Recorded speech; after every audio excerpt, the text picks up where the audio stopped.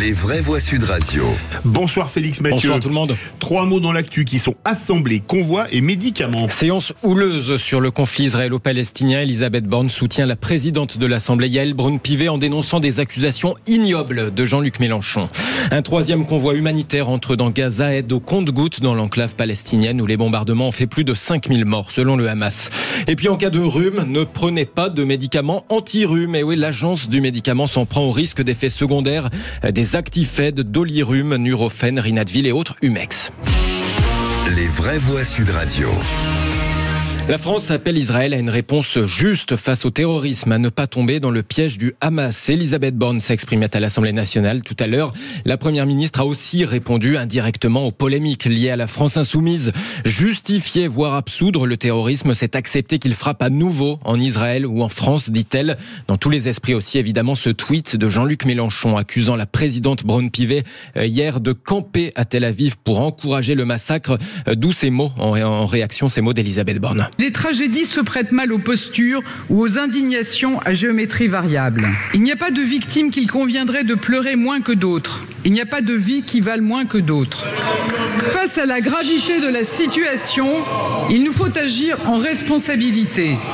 Ces moments nous appellent collectivement à la hauteur et à la mesure. Ne le perdons pas de vue.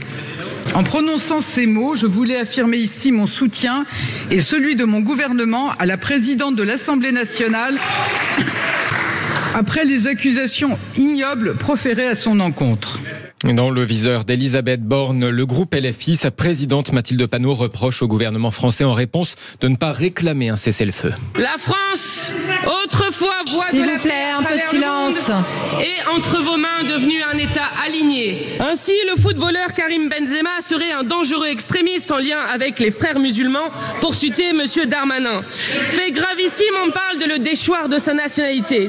Son tort, un tweet de soutien aux femmes et enfants de Gaza sous les bombes. S'il vous plaît, mes chers collègues, un peu de silence. La France de Darmanin est devenue le pays où le seul crime de Benzema est de s'appeler Karim. Il n'y a qu'en France où la solidarité avec un peuple bombardé depuis 14 jours est criminalisée. La présidente du groupe LFI de l'Assemblée nationale, Mathilde Panot. Philippe Bilger, une réaction. Je voudrais vous poser une question. Les élus LFI qui ont laissé les tweets annonçant le bombardement de l'hôpital de Gaza qui a fait 500 morts. 1, l'hôpital n'a pas été touché. 2, il n'y a pas eu 500 morts. Est-ce que ça pose pas quand même question de responsabilité quand on est un homme ou une femme politique? Mais vous avez raison, et ça permet de douter du chiffrage terrifiant qu'a donné le Hamas sur les 5000 morts. Mais moi, comment dirais-je, je ne voudrais pas tomber dans la politique politicienne, et j'approuve globalement ce qu'a dit la Première ministre, mais j'aimerais que le gouvernement lui-même s'applique la plupart du temps le refus du 2 poids 2 mesures. J'ai parfois l'impression qu'il est difficile de tenir la balance égale entre certaines victimes qui plaisent et d'autres victimes qui déplaisent. Arnaud Péricard, peut-être un mot. Je crois que cette question-là, elle doit aussi soulever, il y a un certain nombre de sujets qui sont tabous. Moi, je pense que l'aide humanitaire ne doit pas être un sujet tabou, surtout quand elle est déviée, quand on voit un certain nombre de ressources qui sont déviées pour financer autre chose que du soutien pharmaceutique, médical ou alimentaire. Je pense qu'il y a un certain nombre de sujets où il faut qu'on aille plus loin. Mon sentiment quand même, en regardant ce qui se passe sur les territoires, c'est que dans les semaines et dans les mois à venir, il va falloir qu'on soit tous forts pour affronter cette situation. Jean Dorido. Non, mais c'est un fait que c'est assez fréquent, assez récurrent. Il y a ces batailles de chiffres, d'images que l'on voit, que l'on ne voit pas. Et c'est vrai que c'est très difficile pour quelqu'un qui n'est pas dans le métier de l'information, de l'actualité, de distinguer le vrai du faux avec tous les faits qui circulent sur les réseaux sociaux. C'est un fait, c'est très compliqué. Et deuxième mot, vous en parliez, Arnaud, justement, ce convoi l'aide humanitaire entre timidement dans Gaza. Oui, de nouveaux bombardements israéliens ont encore fait des dizaines de morts la nuit dernière dans l'enclave palestinienne.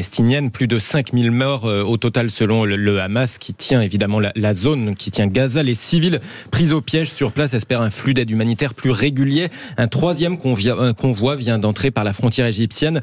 Cela commence, mais vraiment au compte-gouttes, regrette Imen Trabelsi, porte-parole du Comité international de la Croix-Rouge. Pendant les derniers jours, il y a eu 2 entrées de camions. On parle de à peu près en total 37, y compris hier des camions qui contenaient du fioul qui est très nécessaire aujourd'hui afin de faire fonctionner les générateurs d'électricité, notamment dans les hôpitaux.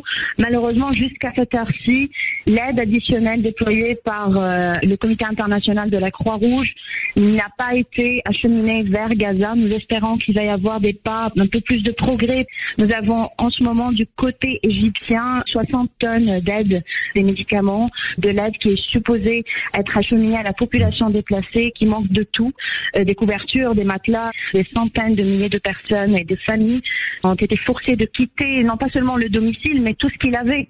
Imen Trabelsi, porte-parole du Comité international de la Croix-Rouge, avec Jean-Jacques Bourdin ce matin sur Sud Radio. Troisième mot, l'agence du médicament sonne la charge contre les principaux traitements anti-rhume. Et oui, pourtant leurs noms nous sont devenus familiers avec les années.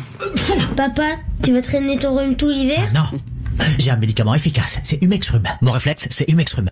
Aïe aïe aïe, Humex, mais aussi Actifed, Dolirum, Nurofen, Rinadvil, l'Agence nationale de sécurité du médicament les déconseille désormais explicitement. Jusqu'ici, elle remettait seulement en cause leur efficacité. Mais alors, dans un nouveau communiqué ce matin, la NSM préconise carrément d'éviter ces médicaments décongestionnants à cause d'effets secondaires potentiellement graves. Ils peuvent provoquer des AVC ou des infarctus, indique l'agence. Le risque, précise-t-elle, est très faible, mais ces événements peuvent se produire quelle que soit la dose, la durée du traitement, souligne son communiqué. Risque faible, mais donc excessif au regard du mal soigné, à savoir un rhume. La NSM rappelle qu'on peut se sentir mieux en humidifiant son nez avec du sérum physiologique ou alors en dormant la tête surélevée.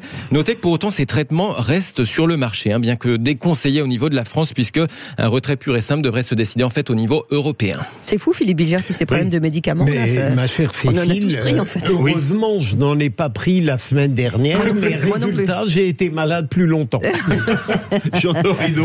Non, mais enfin, ça rappelle à quel point les substances actives, c'est vraiment extrêmement grave de mettre sur le marché ce genre de produits chimiques qui peuvent s'avérer toxiques. Et c'est quand même rassurant de voir qu'on a une agence qui fait le job et qui alerte en cas de problème. C'est en même temps surprenant que ce soit encore en vente libre. C'est complètement dingue. Je m'inscris un petit peu en faux parce que je ne comprends pas à quoi sert cette communication. C'est les produits qu'on a tous achetés, qu'on a tous donnés à nos enfants depuis des décennies. On vient nous dire qu'il faut faire attention, puis à la fin, vous l'avez précisé, finalement, c'est pas si grave que ça, apparemment, mais il faut quand même le prendre avec modération. Donc je ne comprends pas cette alerte à quelques semaines du début des rhumes, de la saison des rhumes. Et toujours cette histoire de bénéfice-risque, finalement. Voilà. Ils considèrent que le risque, même minime, ne vaut pas le coup pour un petit rhume. Mais bon. Les pharmaciens qui ont acheté des tonnes, ils vont être contents. Et l'Actifed est redoutable, en plus, ça fait dormir. Vous imaginez ici.